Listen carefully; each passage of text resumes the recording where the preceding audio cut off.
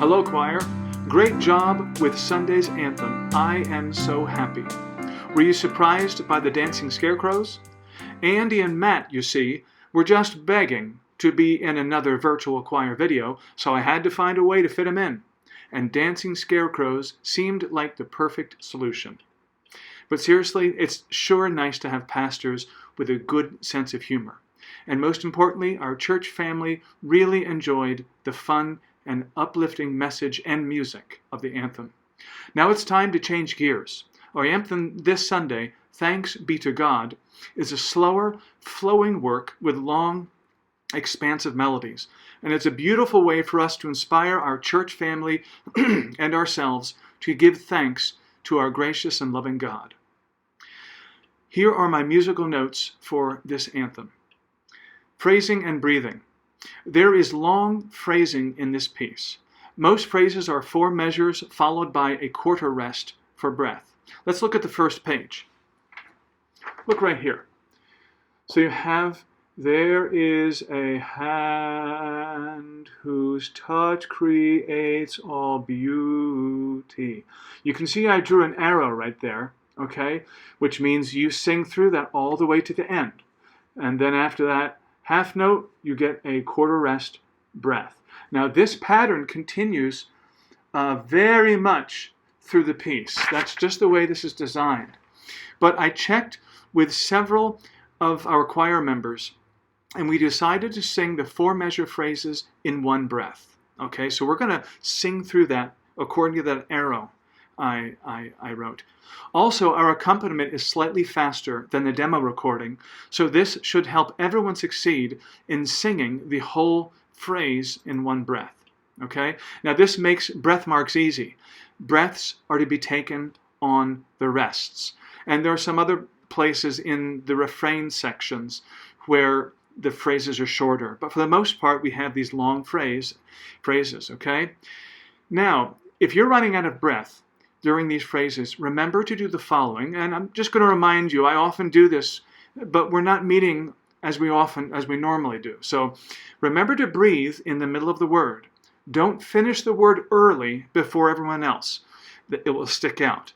So it's not natural to breathe in the middle of the word, but do your best. You know, sing like Father, Father, or Father. Let the people take care of the TH or the ending of the word or something like that. Okay, to help you with these long phrases, I suggest this, humming, okay?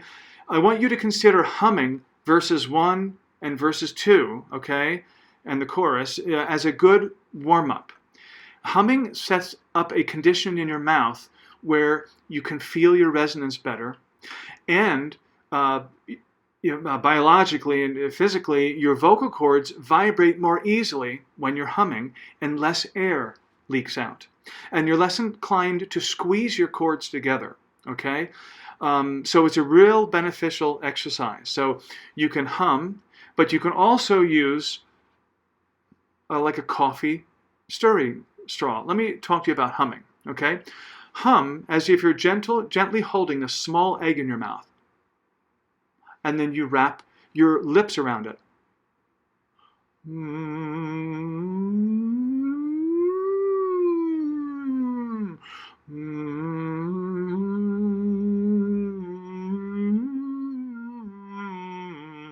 So you're not doing it too much. Just lower your jaw a bit, like you're comfortably fitting a small egg in there, or small something. Okay. Close your lips to create the hum, and I've just given you an example. You can also use the straw.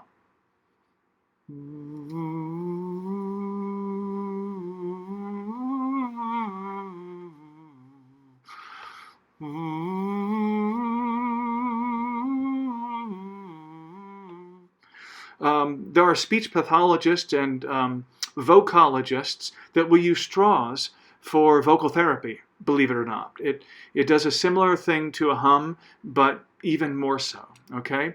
So I guarantee if you're having a hard time singing these long phrases in one breath, and you spend 2 or 3 minutes or maybe even 5 minutes humming through the song, you will find improvement. You'll find your your voice lasting longer and your breath being utilized better. Okay? All right, let's talk about form. There's only one repeat in this piece, and it's from verse 1 to verse 2. Let me show you that. And that's on the second page right here. Okay, you can see the first ending at the bottom of the second page. You sing down to here, and then you give thanks and go back to the top of the first page right here. There are the repeat signs, okay? At measure 5, that's where verse 2 starts, okay? So that's pretty straightforward. And then when you finish verse 2, you can see the second ending down here, okay? So remember, when you're finishing verse 2 right here, you have to skip down to the second ending, and then there comes the key change to D flat major. All right? Now, the variations in this song are unusual, okay? Verse 1 starts in parts. Everybody sings the parts as written. As you can see right here, it says verse 1, all. So on verse 1, everybody's singing the music that's written, okay? But look at verse 2. This is where it gets interesting. Verse 2, the women start and they sing the melody, okay? And they sing about 4 measures, and then the men take over right here. And men sing the melody, okay? Now we have to make sure we catch that. On verse 2, men sing the melody, those near and far, whose lines define our flow. And then when we get down here, it just says the second time, all of our voices come together when we get to this. And praise God's goodness past all comprehension. We finish verse 2 singing in parts. So quite simply, the beginning of verse 2, the women sing. And then the men take over singing the melody. They both sing, women sing the melody, first 4 measures are verse 2. Then the men sing the melody, the second 4 measures are verse 2. And then everybody joins back into parts as written. Okay? So that's pretty straightforward. And then, of course, you take the second ending at the bottom of page 2, which I just described. Okay, dynamics. Verses 1 and verses 2 follow the same pattern. Okay, verse medley is mezzo piano, and the refrain melody is mezzo forte. That's pretty predictable, and I circled those dynamic levels. But verse 3 starts mezzo forte. Okay, but this increase in dynamic level also happens because we'll be singing unison at verse 3. Let me get that real fast. So here's verse 3. You can see the increase to mezzo forte, and I put unison there to remind everybody we're singing unison and to sing through those long phrases. And then we get back down here and we go back into parts very quickly, okay? And then we go to forte when we get to what kind of resembles the chorus. Thanks be to God. That's forte, okay?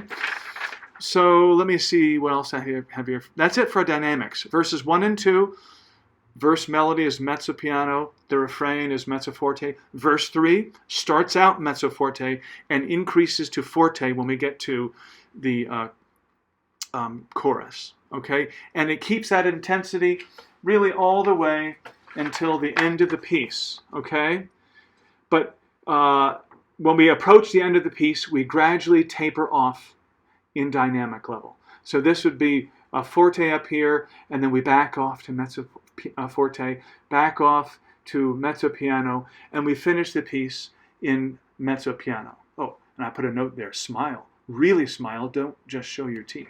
Okay. Video. Videos are looking great. Y'all are getting very, very good at this. I appreciate the lighting. There's a couple of you that might have some better lighting. Try to explore that. If you have questions, let me know. You know, trying to get everybody to be the same distance from the camera. 2 to 3 feet. Sometimes I see people like 5 or 6 or 7 feet away. We want all of our voices to be the same distance from the recording device, so I have something equal to work with, okay? But you all are doing a great job really, really, really good. And I'm so proud of all of you for your willingness to, as I've said before, try these new things and to master these things. And you really have. You've gotten predictably good and successful at it. So enjoy recording this anthem. The phrasing will ask all of us to invest ourselves a little bit more musically and physically, but the beauty of this piece is really, really worth it. Our church family is going to really enjoy our musical anthem this Sunday.